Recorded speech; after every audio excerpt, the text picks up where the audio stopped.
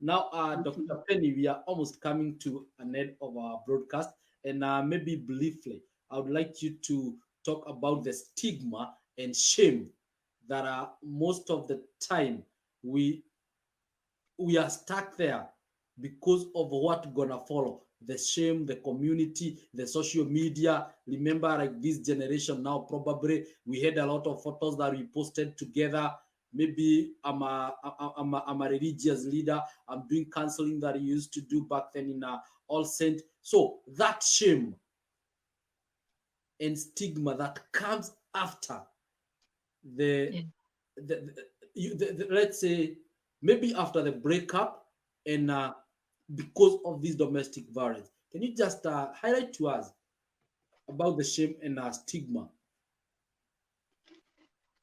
That's a very, very, is a stinging topic to deal with, because yes, you take me back to my own days, and I know the people are raising it because it's a place of pain, it's a place of shame, it's a place nobody should ever be pushed in, because a lot of times you are pushed there by what you think. My friends, they looked at me, they admired me because of the titles I have held, or the things I have done, where I look like a good role model to them, like a role model of a wife, the role model of a big man's wife, and everybody. And you are there, you also have your own titles. We all have our own stories. One of the things I want us to remember, that you are not your problem. You should not be defined by your failure. You should not let your divorce and separation define you. If you are a parent whose parenting is failing, because divorce comes with a whole lot of problems. It affects the way you're parenting, because you are distressed, you are sad, you are anxious. Your parenting is affected. Your performance as a professional is affected, and so there's shame where you are working. People hear about it and they start talking. Well, I thought she was a Christian. Yes, I am still a Christian, but I am a total human being. And again, yes, I am a Christian, but in a marriage, it takes two people. You know me. Do you know the other person? I know you, but I've not met your wife to be able to judge you and say that just because I know Ithe Gathuru, Ruth looks like this, or Ruth must do this. It takes, unless I know the two of you, I cannot judge you or judge your wife because of what is happening. So it is very, very critical for us. It has to start with us as society. How are we treating people? What is our part?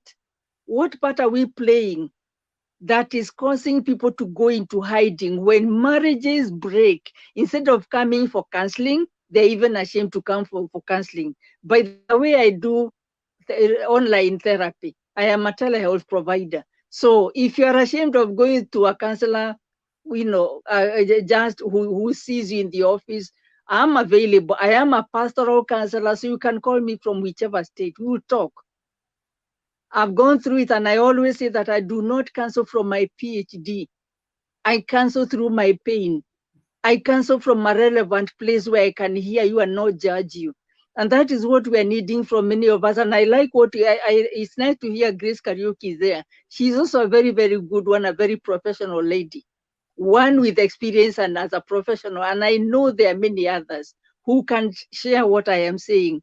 We need to know ourselves. Remember that before you became married, before you became a mother, before you became this, the Bible says you are unique, you are beautiful, you are fearfully and wonderfully made, not because you're either Wagadrukana or either Wajoroge. You are Penny, you are Charles, and you are beautiful.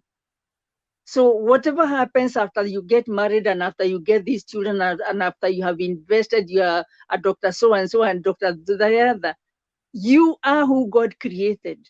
So do not allow your circumstances to define you. Do not allow people around you to define you, because the truth is, your mother does not know as much about you as God knows about you. I do not know about my children, and they don't know about me, but God knows about you. So what people think about you should be irrelevant. But sometimes it is very hard to divorce myself from the fear of what people are going to say. We are relational human beings. And I want you to put yourself in the position of the person you are blaming. If you are asked to sit on her chair, how would you be behaving? When I started this program and when we started talking, I was feeling very cold, but I get passionate as we continue, and I'm feeling warm because we need to talk about it and admit that we need one another. We need help. Do not shame me because I have failed. That is not the end of me. I think it's a book of Micah, chapter 7, verse 8. Do not celebrate because I have failed, because one of these days I'm going to rise again. Don't, my enemy, do not celebrate that I have fallen. I am going to rise out of here and I will grow up again. So don't celebrate other people's failures, because what has happened to Dr. Penny can very easily happen to you. If not to you, it can happen to somebody you love. I do not wish divorce or separation and the pain I went through and the pain that those who have gone through the same journey have gone through. I don't wish it on my worst enemy. I do not wish it on anybody, but at the same time, because God says that he turns our tears into testimonies. He has done that for me. Yes, I was a mess. He has turned that into a message. That is why I dare come and give a message that there is life after divorce. There is life after failure. There is life after problems. Don't allow people to shame you and to disregard you. Am I saying it is easy? It's been a process. It's 20 years plus. I am not where I was 20 years ago, and I am still traveling. The most important thing is that I have accepted myself. I have learned to love myself and not to give up on myself.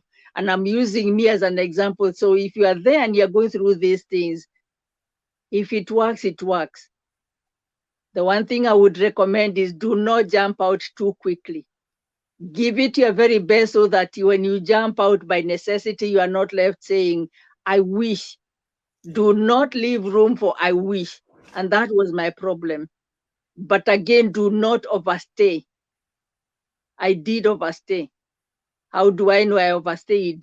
When I got suicidal, later on, I realized that I pushed myself to the extreme. And if it was not by God's grace, I should not be alive. And I pray I don't ever get there again. And I pray you don't ever get there, because you can try and survive, you can try and go overboard. So do not overstay to the point where you might end up taking your life.